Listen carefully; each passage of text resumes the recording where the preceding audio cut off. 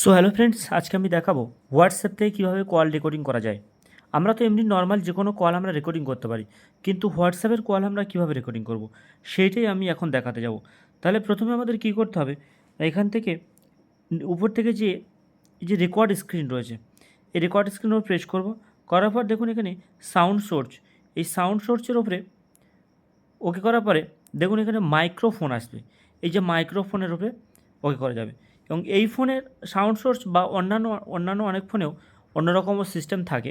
যেমন আমি একটা ওখানে দেখাচ্ছি। প্রথমে কী করতে হবে, এখানে এসে এই যে রেকর্ড স্ক্রিনের উপরে প্রেস করলাম, করার পরে এখানে দেখুন রেকর্ড সাউন্ড আছে। এই রেকর্ড সাউন্ডের উপরে গিয়ে এই যে মাইক্রোফোন অডিও, এই মাইক্রোফোন অডিওর উপরে অলরেডি ক্লিক করা আছে।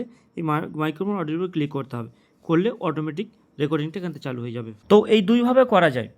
তো এখন আমি এখানে কি করব, সাউন্ড সিস্টেম ওকে করার পরে আমি এখান থেকে যার ফোনে কল করব, আমি তার ফোন থেকে হোয়াটসঅ্যাপে তার নাম্বারটা বের করব। তো আমি এখন কি করব, যে ফোনটায় আমি কল করব সেই নম্বরে আমি চলে যাব। সেই নম্বরে ধরুন আমি এই ফোনে করব, এই নম্বরে কল করব। তো এখানে আমার সেই ফোনের একটা নম্বর আমি রেখে দিয়েছি, দেখুন এই নম্বরটা এখানে আছে। তাহলে আমি এখানে কল করলাম, করার পরে এই ফোনে কল চলে এলো। আমি ফোনটাকে রিসিভ করি। রিসিভ করার পর আমি এখানে লাউড দেবো। প্রথমে লাউড দেওয়ার পরে এখান থেকে আমি কলটা স্টার্ট করলাম। এখন এই কলটা আমার রেকর্ডিং হচ্ছে।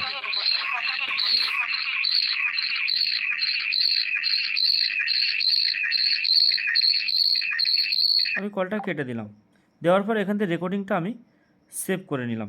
এই রেকর্ডিংটা আমার সেভ হয়ে গেল। আমি চাইলে এটাকে বের করে শুনতে পারি। দেখুন যেভাবে আওয়াজ হচ্ছিল সেই রেকর্ডিংটা আমার এখানে চালু হয়ে গেছে।